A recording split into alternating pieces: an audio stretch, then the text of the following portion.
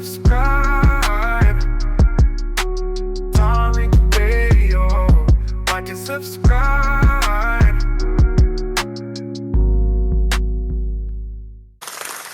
All right, what's going on, guys? Welcome to the Tap In. I am Tariq, and you are you. And round of applause. And it's Tap In time. So let everybody know that we are indeed live right now for the Tap In, and I'm so glad that all of you good people are tuning in right now. So everybody give me a retweet, and that would be great. And before we get started, y'all know what I got to do. Got to shout out some of the regulars here. We got to activate some energy in the room. To get started, we got King Troy, we got Zuri Ali, we got Miss Willa 666, Ty Powell, we got FBA Chuck, the Angry Black Man, we got FBA Town Business in the building, Ani Asaru, Big Smoke. We got Brother Isaac in the building, Miss Trinity, Michi God, Miss Skyline, Amour. We got Thriller, Queen Mother Empress in the building. And we got the legendary Tethernator in the building. So much respect to the family. And we're going to get some of the calls early, ladies and gentlemen. We will get some of the calls pretty early. So have all your questions and everything ready. The first thing that we got to talk about, family, there is a jive ass reparations program coming out of Atlanta. They're trying to cook up another reparations farce. As we know, election season is right around the corner, or election season is coming up, midterms coming up. And they're getting the BS ready. They know what we want. They know that we are still on reparations business. We have not gotten off of it. We're still talking about reparations in the form of cash payments, specifically to foundational Black Americans. This is the longest that we've been on this kick. We have been on this reparations thing really nonstop, hard body for the last 6-7 years. We've been on it. That's been the main priority in foundational Black American society. We've been talking about reparations, and we have not let up off of it. And they're not used to that. See, they're used to us talking about reparations every now and then what happens is they shout us down, they try to shame us down, they start talking crazy, talking about how impossible it is, and then we kind of fall away from it and shy away from reparations. That's what they've done historically. Anytime we've brought it up, then we'll let it go and we just won't say nothing about it for a decade or so. And then when we bring it up in more recent years, they would just bring some tethers in there and say, hey, we don't need no reparation. We need to stop begging the white people. So for a long time, that kind of energy kind of it squandered morale. We heard people who we thought were fellow Black Americans saying this stuff, and that just kind of dissipated the energy. Now, because there's a major delineation movement, there's a delineation renaissance, they weren't able to use these tactics. We were now able to identify all these people that they threw out here talking about what we shouldn't get. And we realize, hey, wait a minute, this person ain't even qualified to get reparations. Why are they speaking on it?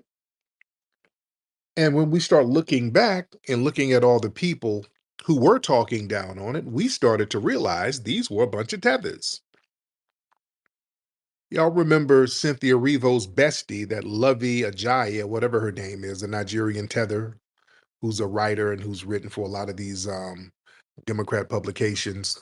She was doing an interview one time and she talked about how the tethers at the NAACP, because that's been tetherfied, by the way, how they had an essay about reparations, and her essay was like, no, Black folks shouldn't get no reparations. They don't deserve it. And then she won an award. They gave her like an award. They gave her money. She was bragging about it.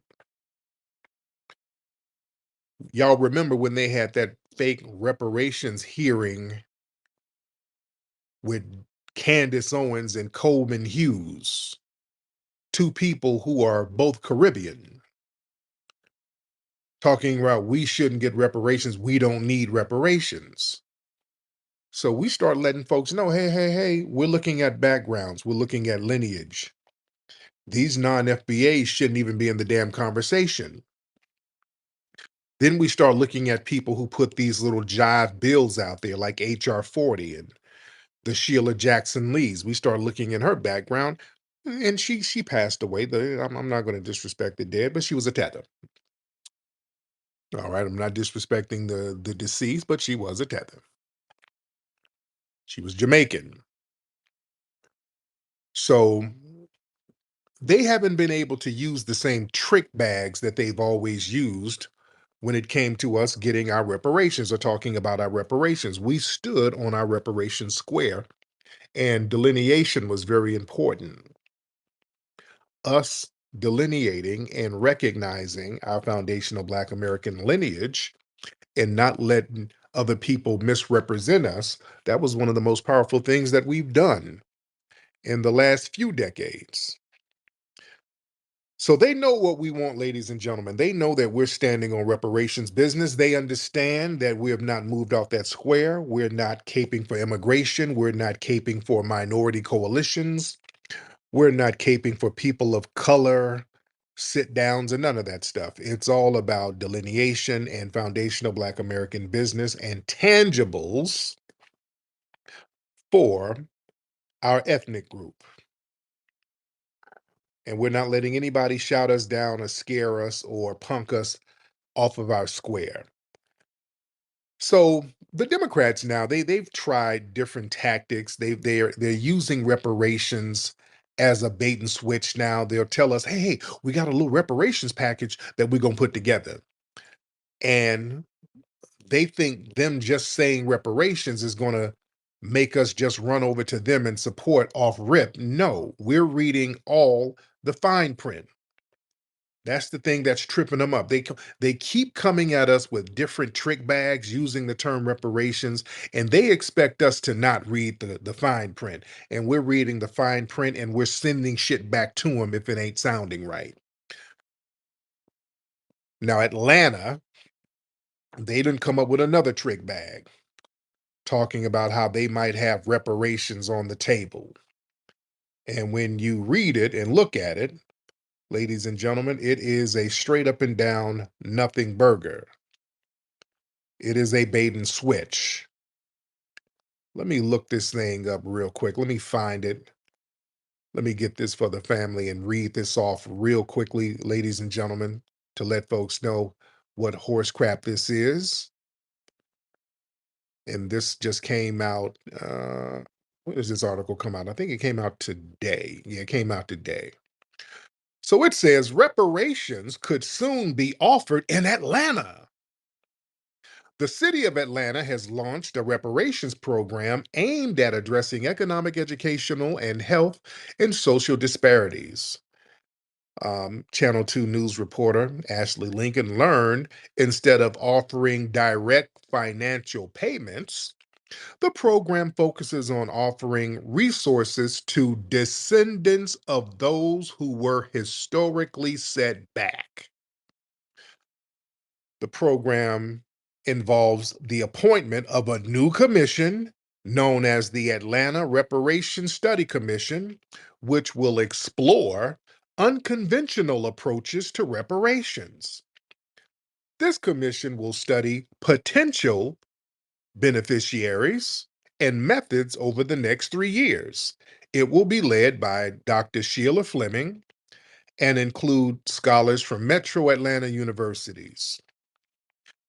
Quote, when people say reparations and think about getting a check, municipalities in Georgia and even local counties can't do that, said Atlanta City Councilman Michael Julian Bond. We want people to know that this is going to be based on serious scholarly research.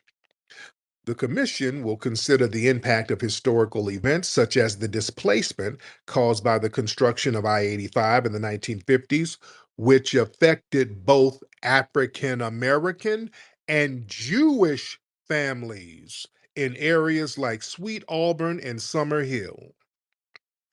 Potential forms of reparations being considered includes down payment assistance or rental support for those displaced, as well as job training and educational opportunities through existing grants and partnerships.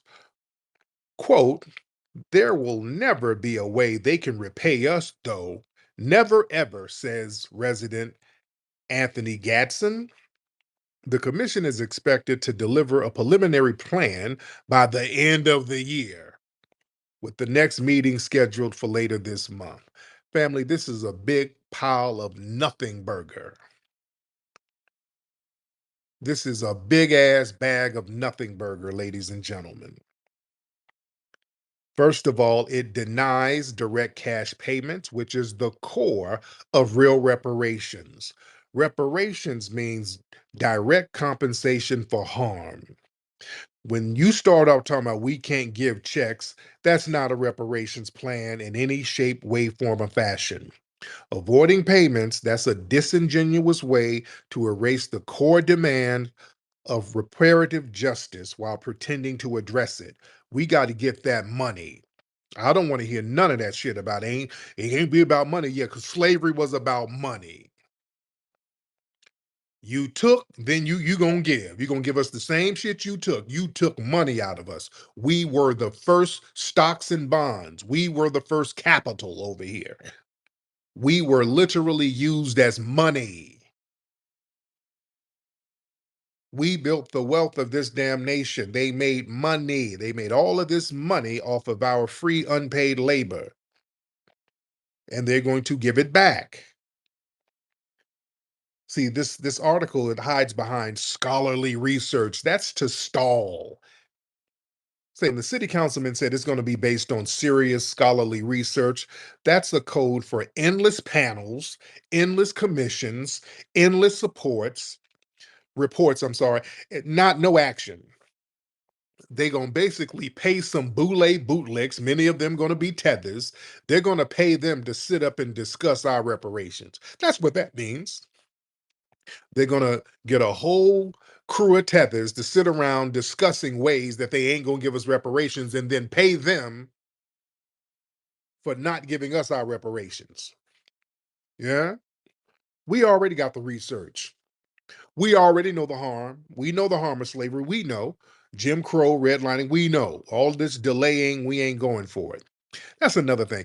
Tethers, they always get these tethers who act like they're educating us on what we've been through. We know. How you tethers gonna tell us what we've been through? You just got here. We know we got families, we got great grandparents and grandparents and mothers. They told us what went down when they grew up and when the grandparents grew. We know. We're from here. We already know what the get down is. We know better than you. You ain't gonna give us no study and no commit. We already know. Where's the money? You see, what this does, man, this little bullshit program they got, it dilutes reparations by including other groups. You saw how they lumped in Jewish families? Really? Jewish families affected by I-85? Are you insane? Displacement with black families.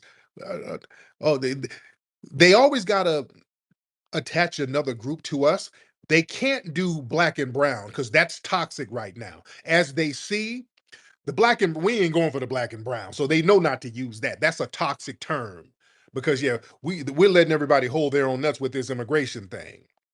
So they see where we stand on the black and brown, so they know they can't use that. So now they're trying something else. Well, the black and Jewish people, they both suffered. Man, please. Many of these Jewish-owned businesses were the ones discriminating against black people in the 1950s and 60s. If we're going to go there, you had some of these Jewish run suburbs like the Levitt towns, which was built by Jewish brothers. They had in their covenants that black people couldn't even live there. I know you ain't going there. We know history. You're not going to do that. You're not going to do that at all. All that discrimination, when you look at all of those civil rights um, videos and all that footage of black folks getting thrown out of Woolworth and stuff thrown at them at these restaurants, many of them places were Jewish owned. If we're gonna be real about it, so we ain't doing that. See, that they're trying to erase the harm that was inflicted specifically on foundational Black Americans. That's why true reparations has to be lineage based and exclusive to foundational Black Americans. And this little jive ass commission is offering all of these non tangible bureaucratic resources instead of wealth transfer, job training, educational opportunities. That's not tangible. You can't measure that. And they're talking about through existing programs. Those are just standard services. That's not no damn reparations. You understand? No, we need guaranteed assets. We need guaranteed tangibles. Damn all of this education programs and education opportunities. No, no, no, no, no. That's too subjective. You see, they're framing reparations as like charity. That's not justice. No, no, no. Rental support. The fuck we're not immigrants. You give rental support to immigrants. Down payment help. What are you talking about? For those displaced. See, that turns reparations into that's like a temporary aid. No, reparations has to be guaranteed, inheritable, unconditional. Yeah? We don't want none of this state managed charity with all these strings attached that basically anybody can get the way they're wording it. Excuse me. See, they use displacement as a distraction from slavery based harm.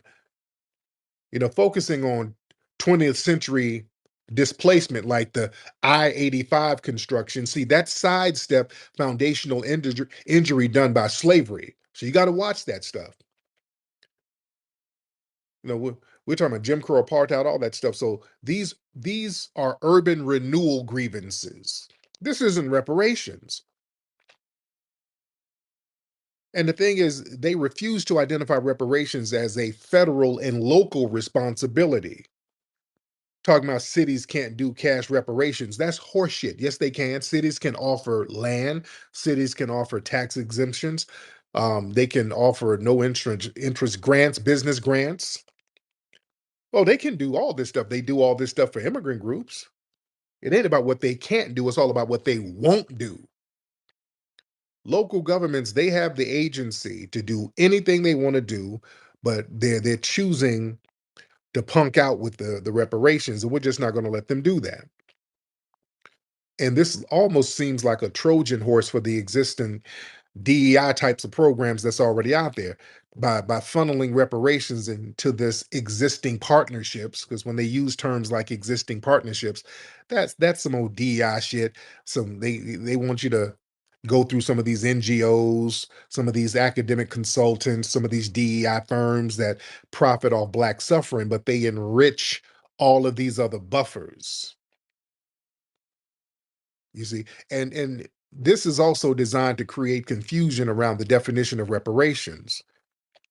See, they're using these buzzwords like descendants, displacement, resources. That kind of blurs the line between reparations and social uplift. So that's engineered to cause confusion.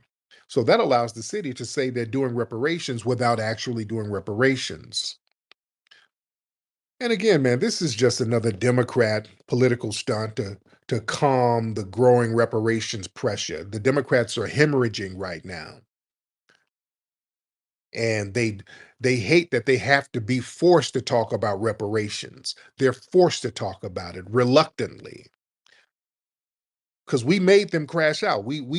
They thought we were gonna play a game of chicken with them and then punk out, and we didn't punk out. We let their asses crash and burn. They lost bigly in the election. So they're begrudgingly talking about reparations, but they're just still going to try to trick it up. So their program, it's meant to give the illusion of progress ahead of the elections. It's a political PR move that they want to pacify the grassroots reparations movement in Atlanta while offering nothing of substance to foundational Black Americans. And one of the most, interesting parts of that article when they use the term descendants of those who were historically set back. Boy, they think they slick. Oh, they think they're slick. They've been listening to the Black grassroots. They know how we're talking over here. That's a deliberate little word remix they tried to do. They ain't slick. See, all of that intentional vagueness that they're trying to replace the term freedmen or FBA. See, the term descendants of those who were historically set back, that's a horseshit ass term. That's a calculated attempt to kind of blur the target group and create wiggle room to include all of these non-FBAs, these immigrants and these other minority groups all under a fake reparations umbrella. We ain't doing that. We ain't doing that. That's like a little semantic smokescreen that they want to do to avoid accountability, using these little soft passive ass phrases, historically set back. No, no, no. We were enslaved. Damn set back. We were enslaved, terrorized, dispossessed, Jim Crow. No, we had some real harsh shit done to us. Setbacks. You get set back at the line at the grocery store. No, no, no, no. That's some little old polite shit. Other groups have been set back. No, no. We were terrorized and brutalized. No, no, y'all not about to sanitize what went down with us and throw these little janky ass jive terms on it. No, no, no. See that kind of language that's designed to reduce urgency and dilute the moral clarity that we're putting out there. And we ain't letting that happen. And it's a rebranding strategy because see they want to hijack the foundation of Black American grassroots momentum. See that language that's a remix of the precise language-based framing that we've put out there, and then they're just trying to remix it. Now that our language has political traction, the Democrats they're trying to co-opt the style while stripping it of substance. So swapping freedmen or FBA for some meaningless catch-all euphemism that can include everybody. That's what they want. We're not doing that. I mean, this is why family, please, anytime they have any kind of reparations, this read everything. I mean, every word is very important. You got to read every word. I'm talking about with a fine tooth comb. And I'm so proud of all of us for doing that lately. Because for a long time, we sat up there and let HR 40 rummage around like it was something. And we started really looking into it and breaking it down. And we found out that's a big ass nothing burger. And they've been using these nothing burger terms on us. And using these little broad, non-specific terms like historically set back, that allows reparations benefits to be extended to groups who were not victims of US slavery. You see? So this is proof that they fear the power of precise lineage-based advocacy.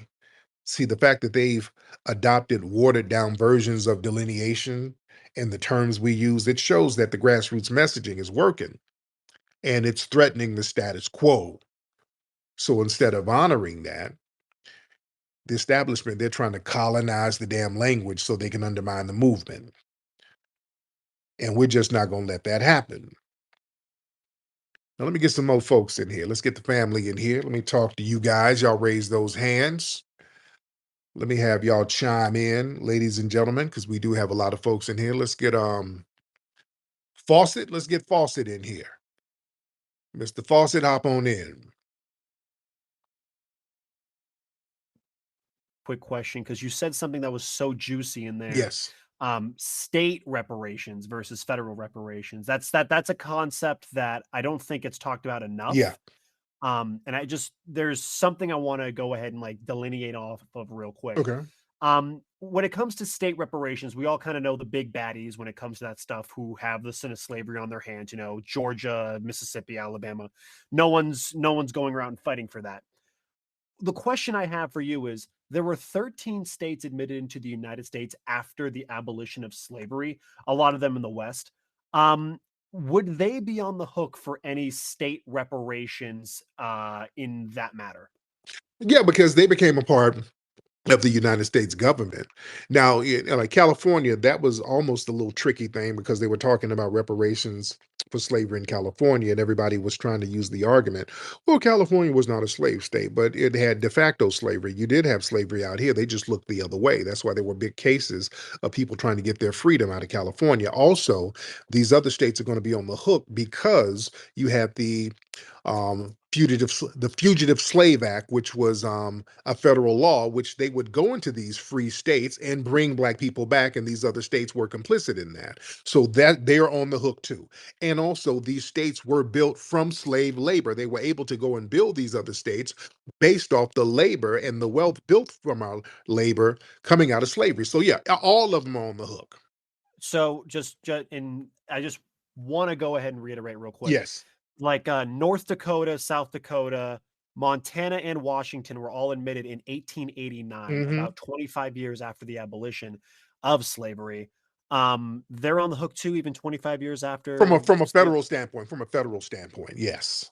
Okay, from a federal state. Okay, so state, like I would be more inclined to, like, when it comes to state reparations, that would be a no-brainer coming from those states that were actively and viciously participating in it and literally killed half their population to defend it. Mm. But just it seemed a little wild to think that, like Oklahoma or like Arizona or Alaska would have to be on the hook for state reparations when they weren't even here when that whole thing was going But down. So federal, yeah, it would definitely. yeah, no worries. That's just what I wanted to get on. Right. So yeah, okay. Well, we can suffocate Georgia and Florida a little bit more. So, all righty, that was all I asked. And thank you so much. Yeah, it was a federal thing.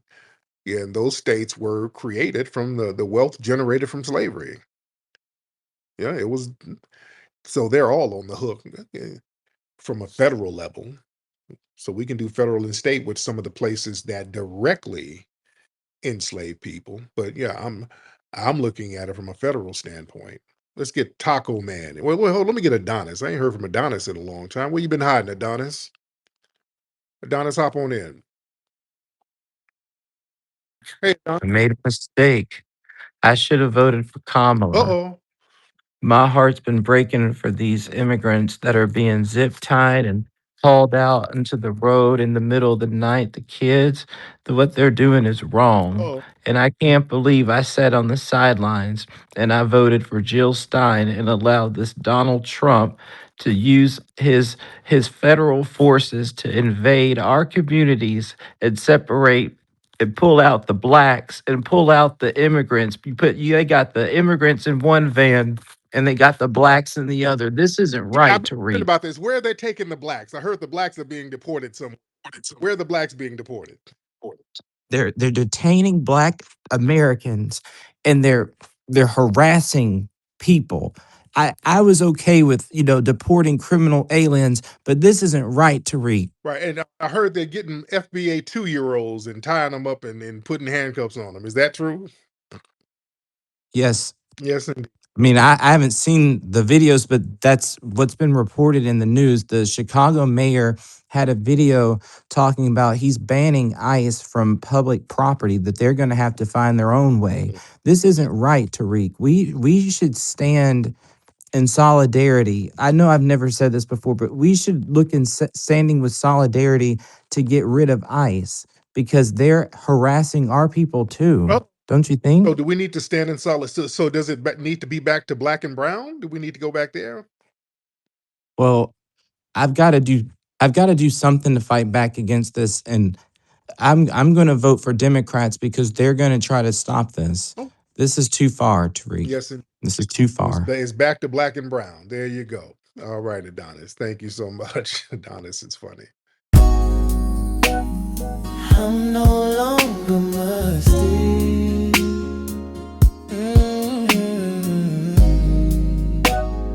I'm no longer musty. Hey, I'm no longer musty. I'm no longer musty. 'Cause I got my real work on.